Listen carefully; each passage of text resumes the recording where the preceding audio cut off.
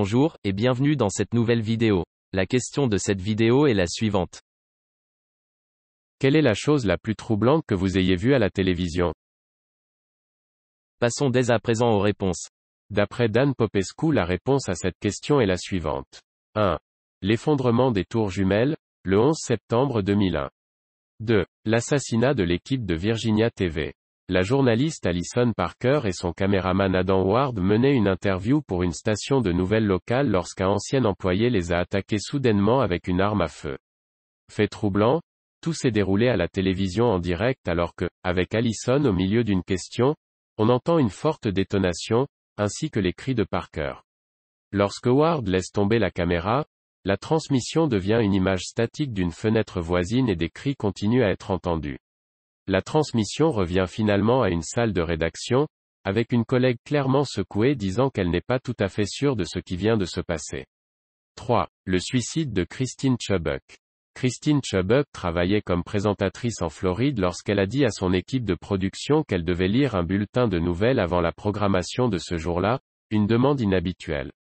Après avoir couvert 3 reportages nationaux et des fusillades, dont les images étaient bloquées, les caméras sont revenues à Chubbuck, qui a annoncé que le public verrait alors la première tentative de suicide à la télévision.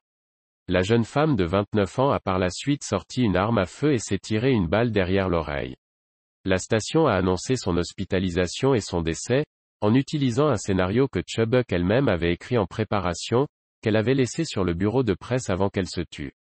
4. L'assassinat de JFK. Le 22 novembre 1963, John F. Kennedy et son épouse Jacqueline voyageaient en cortège présidentiel à Dallas, au Texas. Ce qui était censé être un arrêt de campagne de célébration dans la tournée de réélection de Kennedy s'est rapidement transformé en tragédie lorsque le président a été touché par des coups de feu. L'incident, couvert par les équipes de nouvelles télévisées, est rapidement devenu l'une des vidéos les plus emblématiques et les plus disséquées de tous les temps, les théoriciens à ce jour formulant encore leur propre hypothèse sur ce qui s'est exactement passé ce jour-là. 5. La photo de l'assassinat de Lee Harvey Oswald. Lee Harvey Oswald avait assassiné le président John F. Kennedy le 22 novembre 1963. Selon les enquêtes, Oswald a tiré et tué Kennedy alors qu'il traversait Dealey Plaza dans la ville de Dallas, Texas. 2 jours plus tard, alors qu'il était transféré du siège de la police à la prison du comté, Oswald a été mortellement blessé par balle par le propriétaire de la boîte de nuit de Dallas, Jack Ruby, à la vue des caméras de télévision qui diffusaient le tout en direct. 6. Le suicide de R. Bud Dwyers. Bud Dwyer était un trésorier de l'État de Pennsylvanie qui a été accusé et condamné, certains disent à tort, d'avoir accepté des pots de vin, et après sa condamnation, il s'est suicidé lors d'une conférence de presse enregistrée par les médias.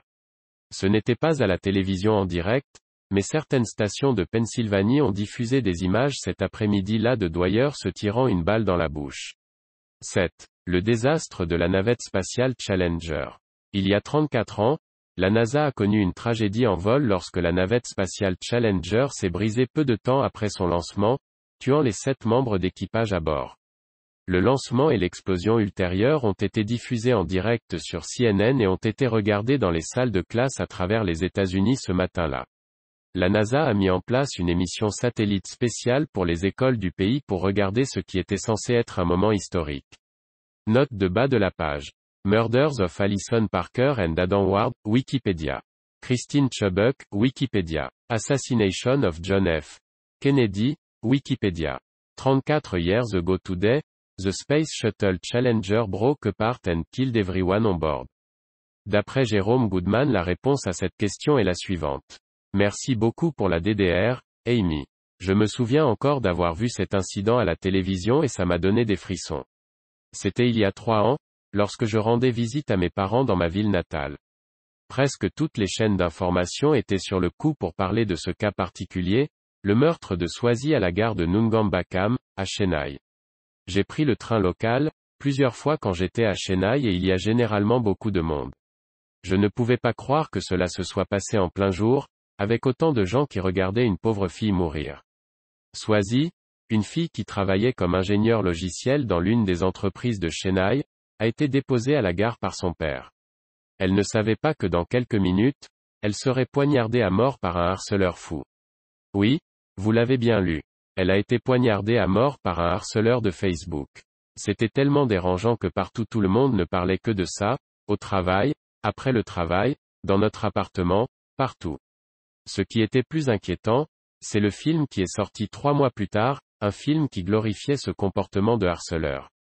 Dans de nombreux films tamouls, c'est ce qu'il montre, le gars traque la fille pendant très longtemps, puis la fille finit par céder. Parfois pire encore, il montre que le gars fait de plus gros efforts pour que la fille tombe amoureuse de lui.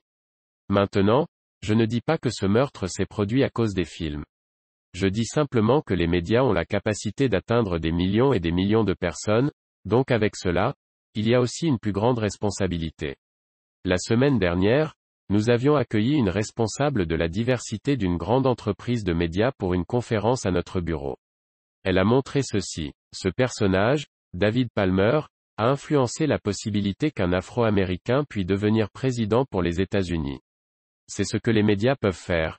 Ils ont le pouvoir d'influencer quelque chose qui n'est pas une réalité mais qui n'est pas loin de la réalité. Bien que les médias puissent le faire, de nombreux films montrent encore des choses qui ont tendance à avoir une influence négative sur les gens. Il est grand temps, ils agissent avec un peu de responsabilité. Arrêtez de faire ces blagues gênantes sur les homosexuels, juste parce que cela correspond à votre intrigue. Arrêtez de faire des scènes où le gars cool du collège intimide les autres et a l'air héroïque. Arrêtez de faire des films où vous faites du harcèlement et de la traque quelque chose qui a l'air romantique. Arrêtez de faire des films où vous montrez que la violence physique peut représenter une forme d'amour inconditionnel.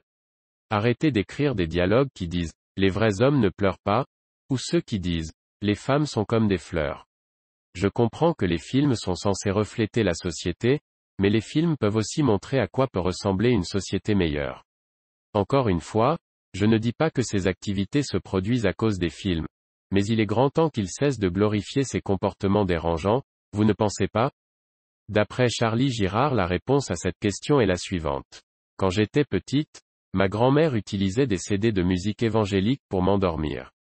De fait, j'ai toujours été habitué à avoir un fond sonore quand je vais me coucher, et il m'est très difficile de trouver le sommeil dans le silence complet, à en faire des nuits blanches. Maintenant, j'utilise YouTube, mais en prépa je devais me contenter de la télé. Un dimanche soir, je suis tombé sur une émission consacrée à la fin du monde, c'était un peu avant décembre 2012. La tête de ce Gugus m'a tout de suite accroché et je n'ai pu m'empêcher de garder les yeux ouverts afin d'admirer ce spectacle. J'ai eu un fou rire qui a duré une bonne partie de la nuit, et j'ai foiré l'interro de physique du lundi matin. On arrive à la fin de cette vidéo, si elle vous a plu je vous invite à mettre un pouce bleu, ainsi que vous abonner. Si vous souhaitez donner votre avis, je vous redirige vers la partie commentaires pour continuer le débat sur cette question.